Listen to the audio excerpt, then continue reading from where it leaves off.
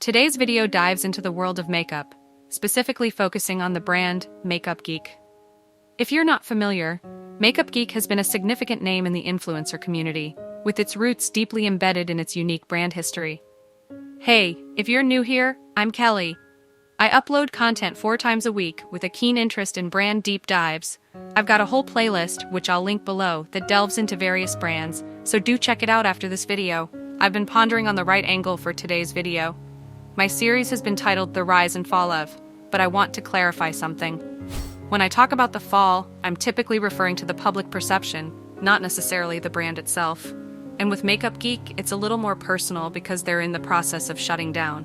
Now, a brand's closure is always sad for its founder, employees, and even the consumers who cherished it. So in this video, while I will deep dive into the brand's history and story, I don't want to just focus on what went wrong. Yes, I have my opinions and insights from the founder, which we'll touch upon. Before diving deeper, a personal note.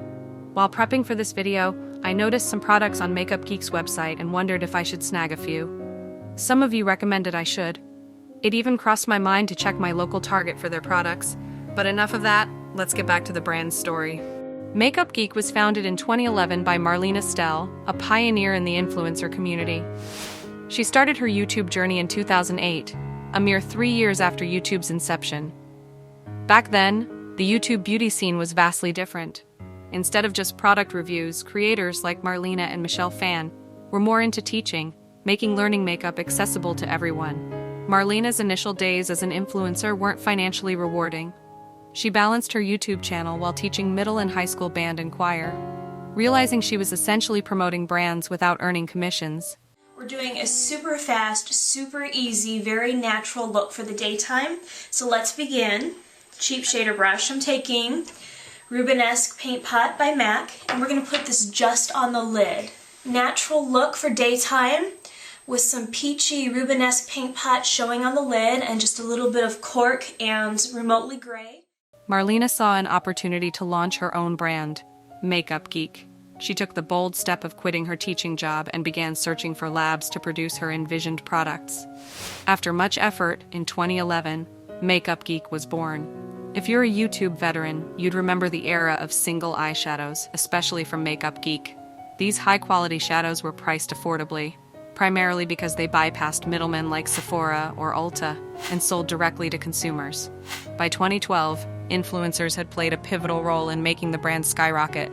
Interestingly, despite their direct-to-consumer model, several retailers approached Makeup Geek, including Sephora, Ulta, Old Navy, Urban Outfitters, Forever 21, and Target. While Marlena initially had reservations, she eventually embraced a partnership with Target, leading to a successful venture. Marlena's connection with Target goes beyond business. She revealed a heartwarming anecdote about being in Target during a personally challenging time, the passing of her father in 2011. Target, for her, was a beacon of comfort. With the majority of their sales coming directly from their site and a fraction from retailers, Makeup Geek had indeed etched its mark in the beauty world. Today's dive is both an appreciation and a reflection on this brand's journey. I'd like to dedicate some substantial time discussing Makeup Geek's promotional strategies. Makeup Geek, as a brand, has a fascinating trajectory in its advertising strategy. Although they weren't pioneers in leveraging influencer marketing, they were trailblazers. They leaned heavily on influencer marketing in their early days before pivoting slightly away in recent times. The reason for this, as Marlena pointed out, was diminishing returns on their influencer marketing investment. So instead, what I did is I recreated that look with the Manny MUA palettes that he created with Makeup Geek. And it's so funny because 1 year later, he's collaborating with Makeup Geek. And it's like, it's so cool. It's so cool. So I'm really happy for him. It's just so cool. So today I'm going to be talking all about the brand new relaunch, rebranding of Makeup Geek. I have two of their palettes. I had a Casualty in Transit here with this guy, one of my greens with a little broken. Marlena revealed in an interview that their advertising budget was evenly split. Half of it was directed towards conventional paid campaigns, and the other half went to social media engagements.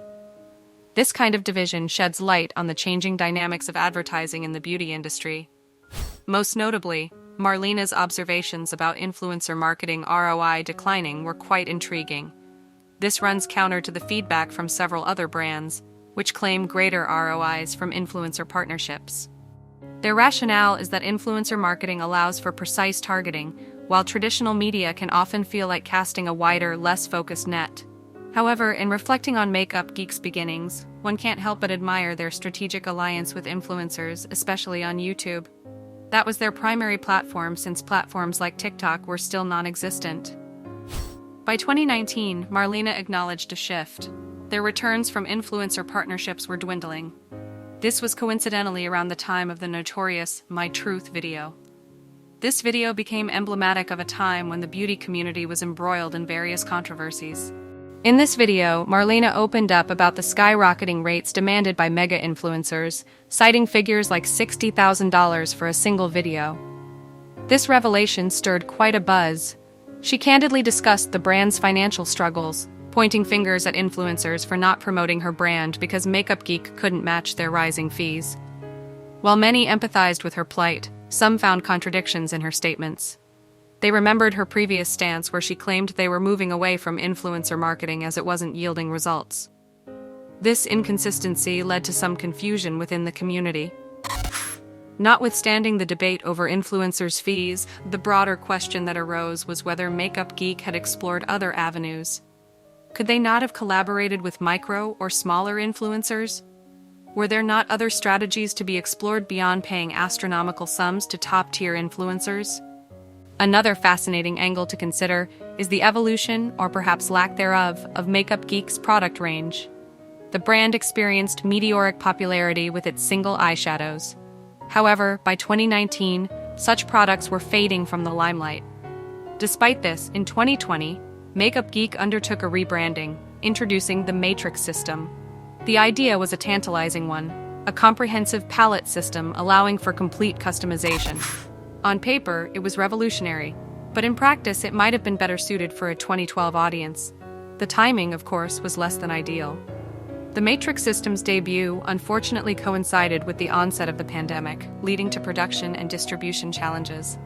Marlena admitted that the pandemic-induced slowdowns severely hurt the brand.